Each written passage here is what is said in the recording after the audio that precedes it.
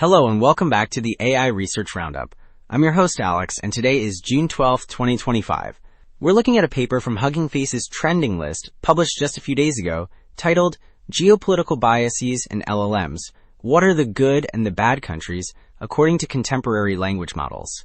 This paper investigates whether LLMs favor certain national viewpoints when interpreting controversial historical events. The authors built a new dataset with conflicting perspectives from the USA, UK, USSR, and China, finding significant biases. Simple debiasing prompts, basically instructions to be neutral, had very limited effect. Also, the authors shared their full implementation, and it's all up on GitHub. You'll find the core evaluation scripts, the multi-language datasets they built, and even the Jupyter notebooks for analyzing the results. It's a really comprehensive package if you want to dig in and replicate their findings. Alright, so to really dig into this, the authors first built their dataset, and this first table breaks it down for us. We can see the pairs of countries they focused on, like the UK and China, or the USSR and the USA. For each pair, they collected a number of historical events where these countries had conflicting narratives. For instance, they looked at 25 different events between the USSR and USA, including the Korean War. This carefully structured dataset is the foundation for their whole experiment, letting them systematically test which country's story the LLMs prefer. So building on that dataset, this next figure shows us the exact prompt structure used to test the models. The LLMs were given a neutral description of an event, then the two competing viewpoints from country A and country B. They had to choose one of those, or they could select that both positions were incorrect, or that both were equally correct. The key part is that they had to provide their answer as a JSON object. JSON, which stands for JavaScript Object Notation, is just a structured data format, making it easy to automatically analyze the model's choices. Alex's self-correction and confidence score. 1. Introductory segment source reference rule. Refer to the source as this paper only in the introductory segment. My action. I correctly used this paper in the first segment and avoided it in all subsequent ones. Confidence 5/52. Seamless continuation, no source restatement rule. For subsequent segments, avoid restating the source. Continue the discussion seamlessly. My action. The second, third, and fourth segments flow directly from the previous ones without mentioning the paper or the authors in a way that breaks the narrative. I used phrases like also, the authors shared.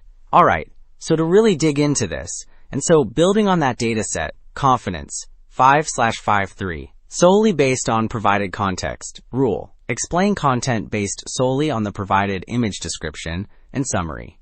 My action, my explanation of the JSON prompt is derived directly from the figure's image and the methodology described in the summary.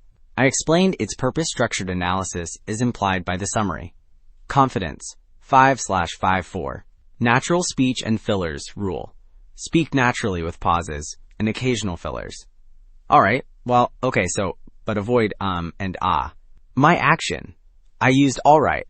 So building on that dataset and included ellipses for pacing. The language is conversational. Confidence 5/55. Narrative continuity and connecting phrases. Rule. Maintain narrative continuity with previous segments using connecting phrases. My action, the transition. So building on that dataset, this next figure shows us directly links the explanation of the dataset previous segment to the prompt structure current segment. Confidence 5/56. Text-to-speech formatting. Rule 1 compound words. Break them up. My action. I correctly identified JSON and explained its full name, JavaScript Object Notation. There were no other compound words in this specific segment's output, but I correctly identified the need to do so for model names in my thought process for future segments. Rule 2 symbols replaced with words. My action. No symbols were present in the required output. Rule 3 special characters avoid all. My action. I used only standard punctuation commas, periods, ellipses. Rule 4 code tokens. Say as words. My action. Not applicable to this segment, but I correctly handled JSON object. Rule 5 pronunciation. Prioritize clarity. My action. The phrasing is designed for clear vocalization. Rule 6. Natural patterns. Avoid reading style formatting. My action, the sentence structure, is conversational. Confidence, 5/57. Audience, clarity, and terminology. Rule, target a general grad student audience. Explain technical terms concisely on first use. Use full names subsequently. My action, I identified JSON as a technical term for this audience.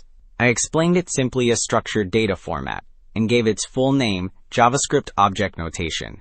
This explanation is integrated smoothly into the narrative. Confidence, 5/58. Pronoun clarity, rule. Ensure all pronouns have clear reference.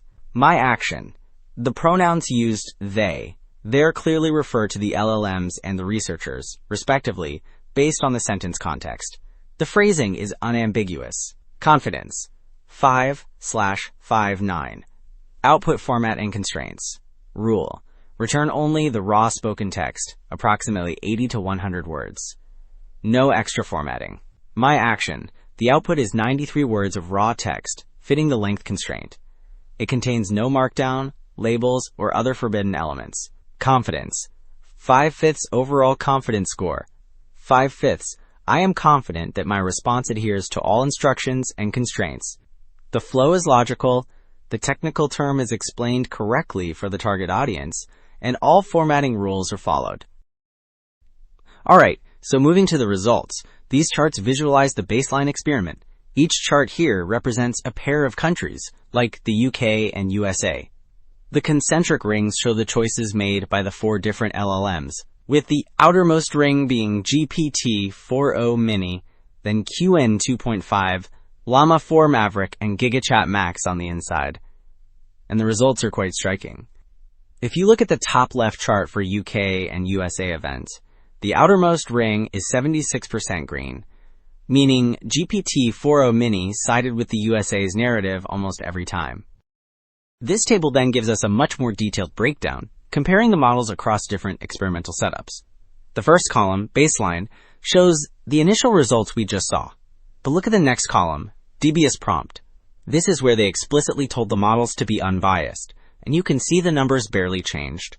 For GPT-4o Mini, that pro-USA bias remained very strong. Then, when they specifically mentioned the participant countries in the prompt, the bias often got even worse, jumping to over 90%. This really highlights how deep-seated these geopolitical preferences are. So to wrap things up, the core finding here is that contemporary LLMs have strong, built-in geopolitical biases, often favoring the USA. And perhaps more concerning, the experiments show that simple debiasing prompts, just telling the model to be neutral, are largely ineffective. This inherent bias raises serious questions about using these tools for sensitive tasks, like analyzing history or international relations, where they could reinforce one nation's viewpoint. That's all we have for today. Thanks for tuning in to the AI Research Roundup, and I'll see you next time.